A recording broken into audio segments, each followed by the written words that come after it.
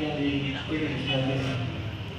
Nah, mungkin teman-teman kebayang wah gimana ya perasaannya dulu. Boleh saya mau nanya ke Mas Sigit, awal mendapati kondisi yang seperti ini masih perasaan yang dirasakan, terus apa ya namanya cara mengikhlaskan dan berdamai dengan keadaan yang nah setelah proses amputasi itu sudah berhasil, ada di masa-masa di mana harus mengalami tahap-tahap pemulihan. Jadi tidak langsung seketika langsung bisa aktivitas enggak, karena ada masa-masa di mana saya seperti bayi lagi, harus berjalan, harus berlatihan pakai apa?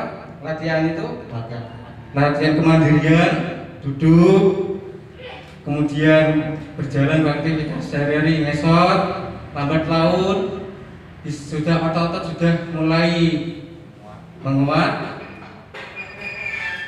Akhirnya saya latihan berjalan pakai dengkul atau pakai lutut. Dan pada tahun kemarin 2020, alhamdulillah saya menerima manfaat bantuan kaki palsu dari Visi Mahakarya. Ini kaki palsunya saya pakai dan sampai sekarang alhamdulillah bisa saya gunakan, saya manfaatkan selama 1 tahun ini. Terima kasih Visi Mahakarya dan atas bantuannya selama ini untuk saya dan teman-teman disabilitas seluruh Indonesia. Terima kasih.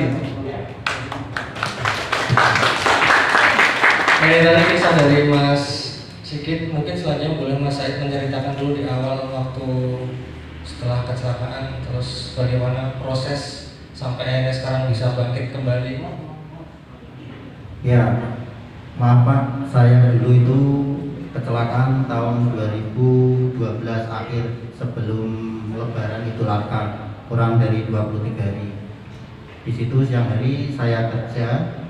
Saya dulunya itu tukang gendong Pak, pakai tosa kirim ke toko-toko beras, katul, konsentrat. Pada saat dari Sabtu siang saya kecelakaan, dan waktu itu saya juga tidak langsung diamputasi, harus perawatan selama 3 bulan di rumah sakit Dr. Pul Kandang Sapi, dengan celengan tabungan yang saya simpan selama hampir 7 tahun habis untuk perawatan luka selama 3 bulan di rumah sakit Dr. Pul. Setelah fase-fase saya nggak punya uang, di situ saya punya ketekatan karena lukanya semakin membusuk, dan saya berpikir untuk saya minta diamputasi sama Pak Dokter karena saya nggak punya uang pada waktu itu. Setelah orang tua pingsan, tapi saya bertekad saya harus diamputasi karena saya sudah nggak ada biaya lagi untuk saat itu. Setelah dapat ACC diamputasi hari Kamis itu Pak, malam Jumat saya diamputasi dan alhamdulillah lolos saya Pak. Habis diamputasi itu badan fit, tapi setelah pulang saya harus memikirkan hutang yang menumpuk karena biaya perawatan yang besar. Saya itu kan hobinya itu dagang Pak, mulai dari SLTP saya sudah mulai bengkel, terus sampai sekarang pun saya masih dagang. Dan pada saat sudah diamputasi saya nggak langsung down Pak, saya langsung kerja. Kerjanya kalau dulu saya gendong sendiri, beras 50 kilo, beras 70 kilo, katul 60-70 kilo. Tapi setelah saya jadi mu'alaf difabel, daksa tas lutut, saya itu sewa mobil pickup, saya yang menai, bapak yang nyopir, saya pakai kuli 1 sebagai pengganti saya. Di situ rutinitas harian Pak. Pada saat itu luka masih menganga. Setiap hari setelah habis kirim, saya itu harus diurut ini. Kalau maaf teman-teman yang mungkin amputasi dan dulunya itu rada membusuk, itu harus dipelototi, keluar lendir, dipelototi selama kurang lebih 3 bulan. Saya kerja, setelah pulang itu uangnya habis buat bayar 2 mantri Pak untuk melototi selama 3 bulan. Setiap hari kerja kayak gitu. Tapi kalau saya nggak kerja, terus gimana lagi untuk membayar mantri yang ke rumah? Saya kerja selama hampir 3 bulan itu uang habis. Setelah itu saya kerja lagi, masih kerja. Di situ saya tabung untuk membeli motor, membeli rakitan roda 3. Saya dulu punya motor Jupiter, saya rakit roda 3, Pak.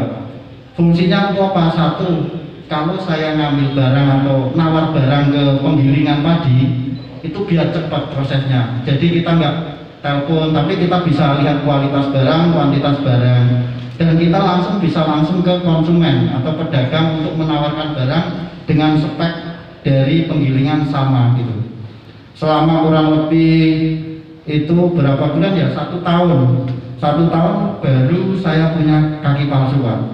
Kaki palsu ini saya beli ya, tabungan saya sama tabungan ibu saat itu masih kerja di PT Nikorama Tonoyo Rono. Bapak nganggur bantu saya selama 1 tahun itu. Terus saya bisa naik motor, terus saya beli Tosa lagi, Pak. Saya tidak trauma, saya pakai beli Tosa lagi yang VR Karya 200. Itu kan koplingnya seperti motor bebek itu, Pak ya. Masuknya kopling gigi 1 sampai 5 itu ke depan, kalau untuk mengurangi ke belakang. Di situ saya nggak modif sama sekali, karena saya harus menggerakkan ininya, Pak. Saya gerakkan ininya, kaki palsu saya ini.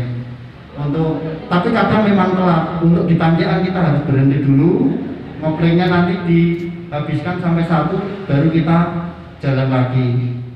Sampai tahun 2016 saya bergulir gitu, kerja terus. Alhamdulillah sampai sekarang saya punya karyawan 5, Pak. Dengan keterbatasan yang saya miliki tidak mematahkan semangat saya untuk berjuang untuk menuju kesuksesan.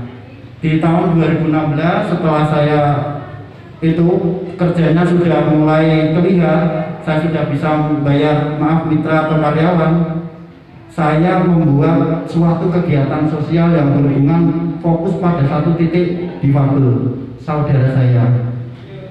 Di situ saya door-to-door, hampir setiap hari saya ke rumah saudara-saudara saya difabel.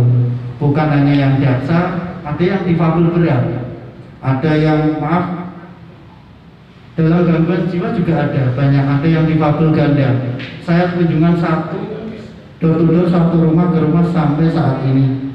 Alhamdulillah ini saya diajak ke Jawa Timur tadi malam, Mas, karena mungkin ini pertama kali saya menginjak Jawa Timur. Sebenarnya saya sudah fokus di Karesidenan Pati, Pak, karena di sana itu lebih dari, bukan ribuan ya, puluhan ribu difabel saudara kita yang mungkin kondisinya di bawah jenengan semua.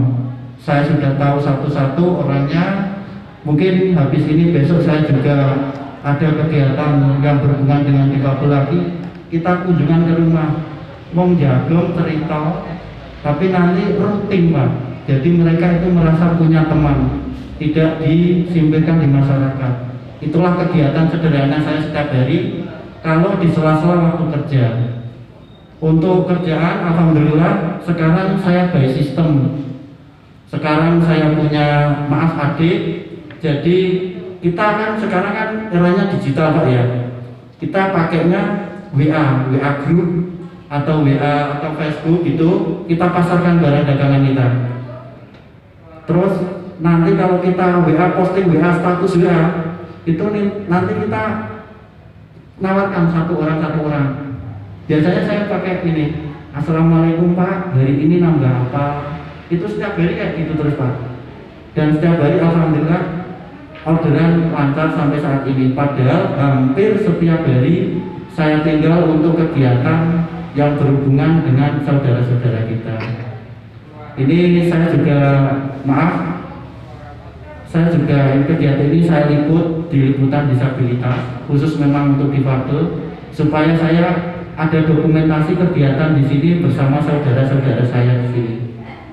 Itulah rangkuman kegiatan usaha, kegiatan sosial yang sampai saat ini saya jalankan.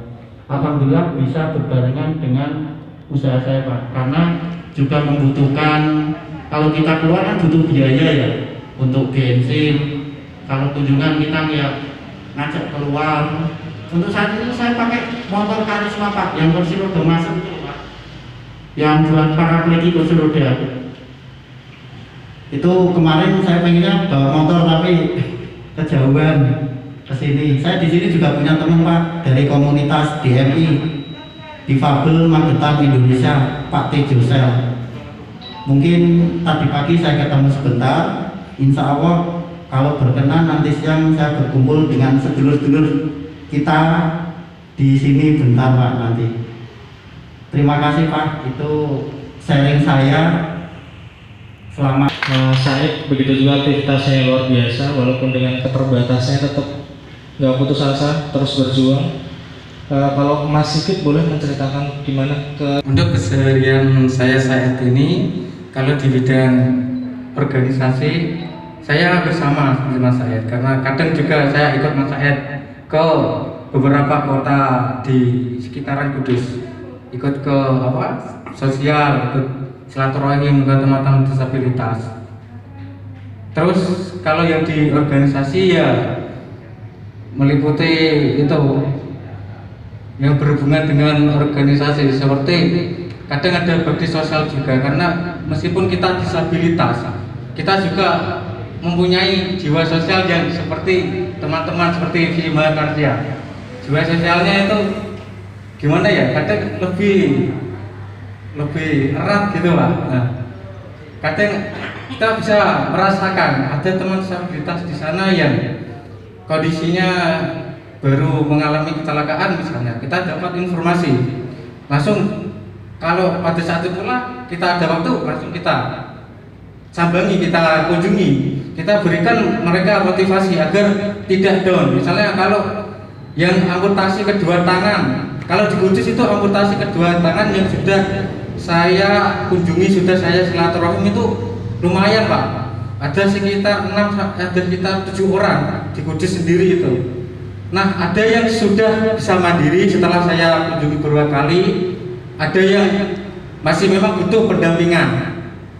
Pertama kali kalau mengunjungi teman-teman disabilitas yang amputasi kedua tangan atau baru amputasi kaki misalnya, itu memang yang dibutuhkan pertama kali yang diedukasikan adalah, yang disosialisasikan adalah kemandirian pribadi. Kemandirian, misalnya kalau amputasi kedua tangan harus bisa makan sendiri pertama, atau mandi sendiri biar tidak merepotkan kedua orang tua atau orang-orang yang di sekitarnya gitu Pak. Untuk yang